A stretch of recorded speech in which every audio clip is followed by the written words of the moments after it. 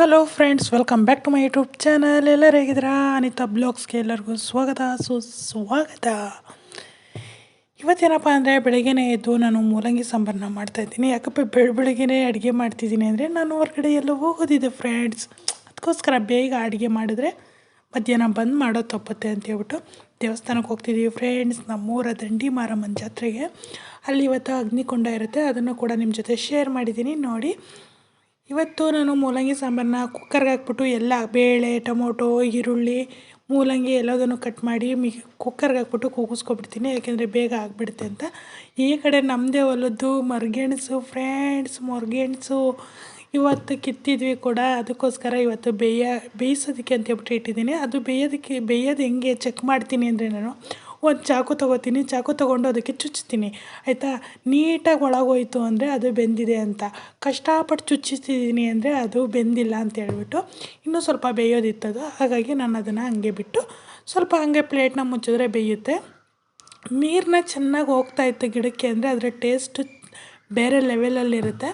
ಈ ಕಡೆ ಸಾಂಬಾರು ಕೂಡ ಒಗ್ಗರಣೆ ಹಾಕ್ಕೊಂಡು ಎಲ್ಲ ರೆಡಿ ಮಾಡಿಕೊಂಡೆ. ಸಾಸಿವೆ, ಕರಿಬೇವು, ಎಣ್ಣೆ ಹಾಕ್ಬಿಟ್ಟು ಒಗ್ಗರಣೆ ಹಾಕಿ ಸಾಂಬಾರನ್ನ ಹಾಕ್ಕೊಂಡೆ. ಯಾಕಪ್ಪ ಪಾತ್ರೆಯಲ್ಲಿ ಮಾಡಿದ್ದೀನಿ ಬಾಣಲಿಲಿ ಅಂತ ಅನ್ಕೋಬೋದು.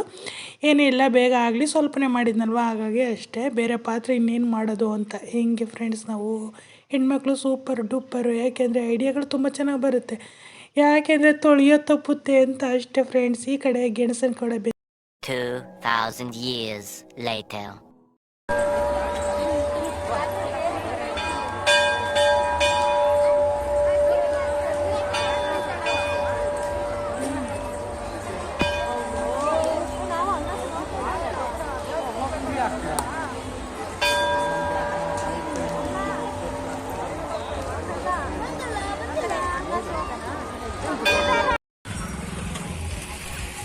ಕೋಳಿ ಸ್ಮೆಲ್ ಬರ್ತೈತೆ.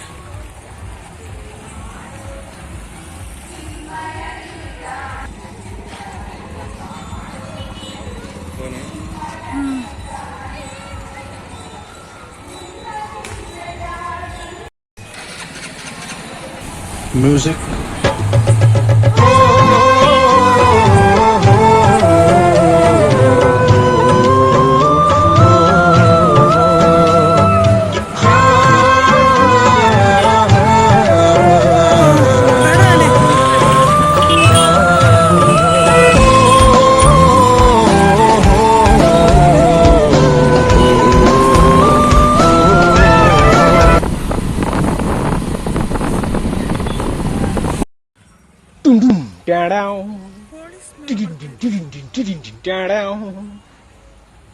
एक बार धोखा खा चुका हूँ, दोबारा नहीं खाऊंगा।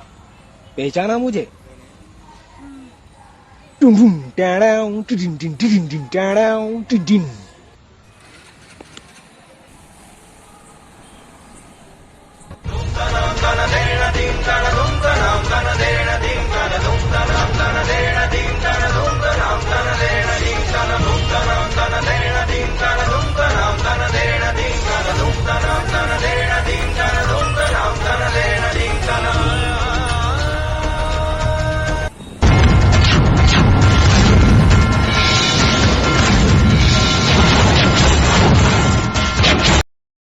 2000 years later.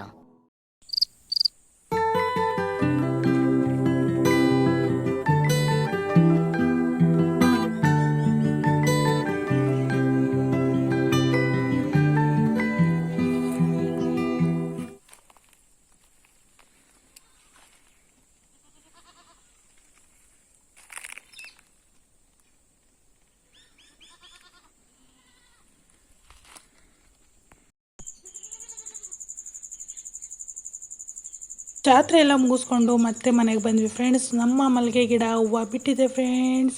ಎಷ್ಟೊಂದು ಮಗ್ಬಿಟ್ಟಿದೆ ಅಂದರೆ ನನಗಂತೂ ಈ ಕೀಳೋದಕ್ಕೆ ಮನಸ್ಸು, ಎಷ್ಟು ಕಿತ್ರೂ ಮುಗಿಯಲ್ವಲ್ಲ ಅಂತ ಅನ್ನೋ ಫೀಲ್ ಆಗುತ್ತೆ.